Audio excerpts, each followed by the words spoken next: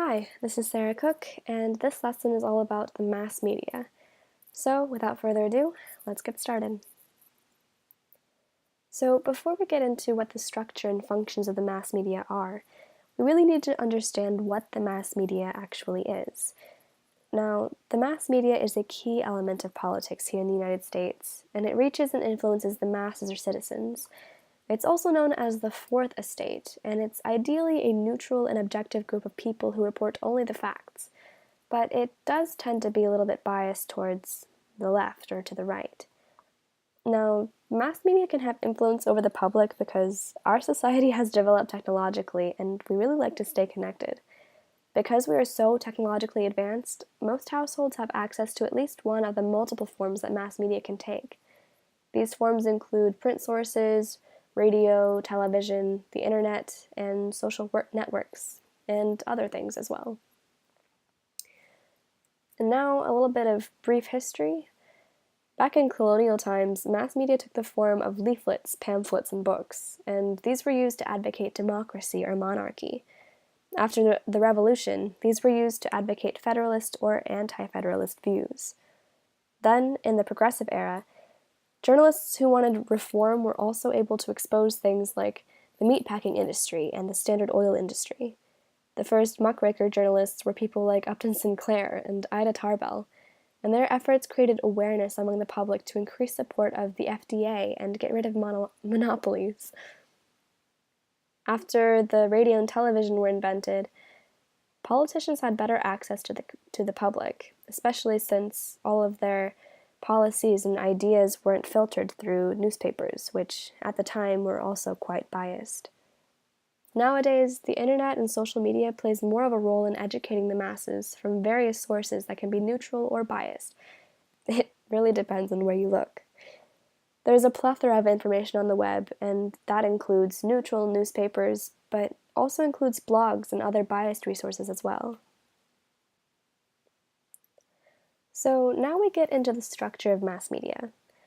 The media is not part of government, and its independence can be attributed to the fact that it's not privately, well, it is privately owned, it's not government owned. The Corporation of Public Broadcasting, or CPB, it funds public radio and public television, but it forms a small share of the market.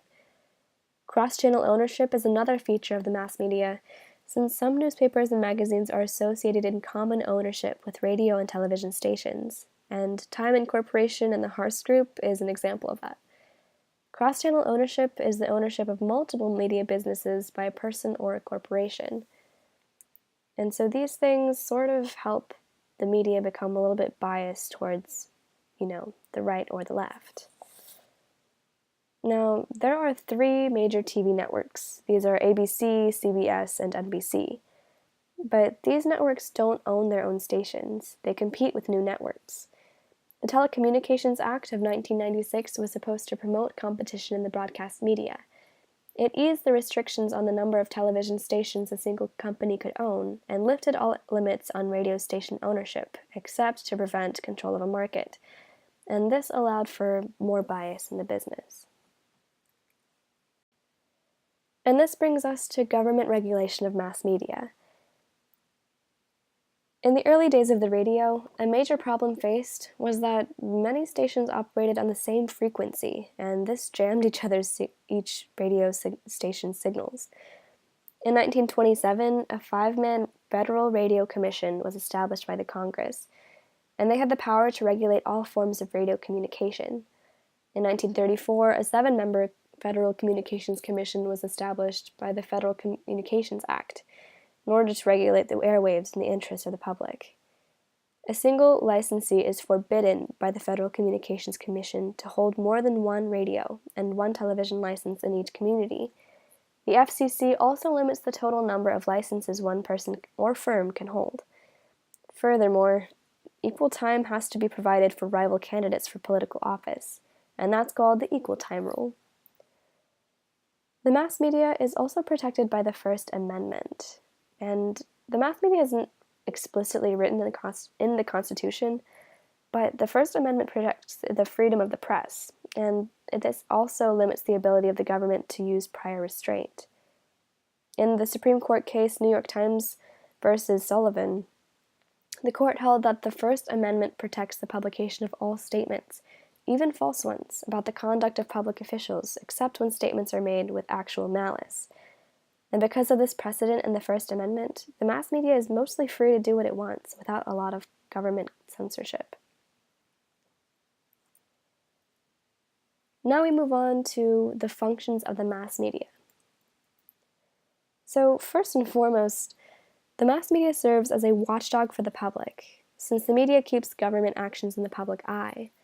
And since the media has the power to cover stories and topics, it also has special privileges allowing them to have access to government officials and the different branches of the government.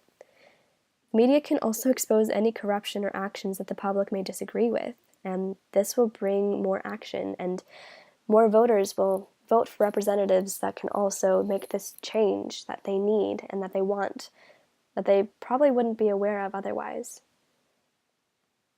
The mass media also informs the public. It informs us of new policies, current events, actions that the government or government officials are taking each day, and any breaking news that requires the public's attention, such as terrorist attacks, Supreme Court decisions, past legislations, alarming statistics, and the like. The media can also hold press conferences, and this allows unrestricted access between government officials and the press.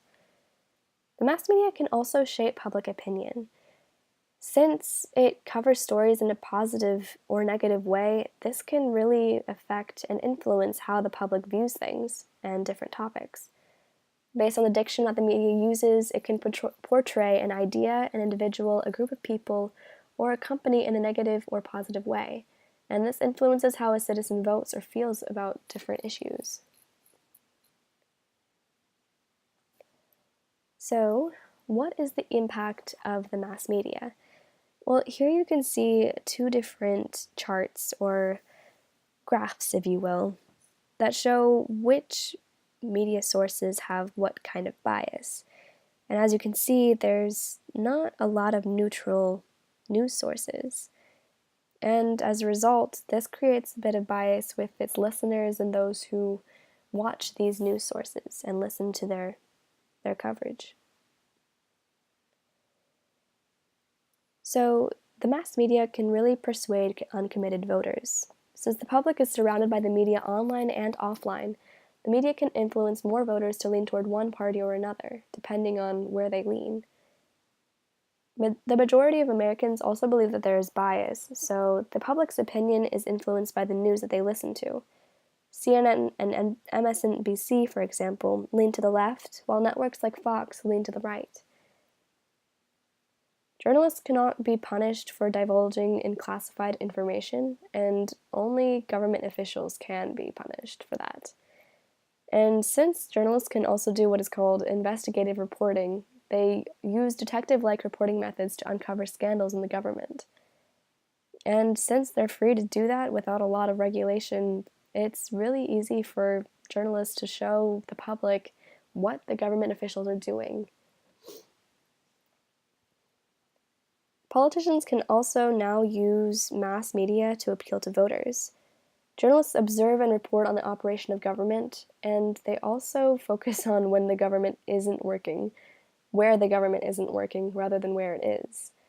The media's choices on what to report and what not to report are crucial, and as the government is more likely to respond to those issues that voters are hearing about, this makes them a lot more influential. Also, the media focuses really intensely on candidates and campaigns. Many politicians have media handlers who are hired to shape media coverage and bolster the politician's public image. Candidates are frequently criticized for being too handled and not letting their true selves shine, though. And oftentimes this is because the media pounces if a politician speaks off the cuff and says something dumb. It's a self-enforced cycle. And these are my sources cited. I hope that you've learned a lot from this lesson, and I hope that I can also learn a lot more with you. Let me know if you have any questions. Thanks.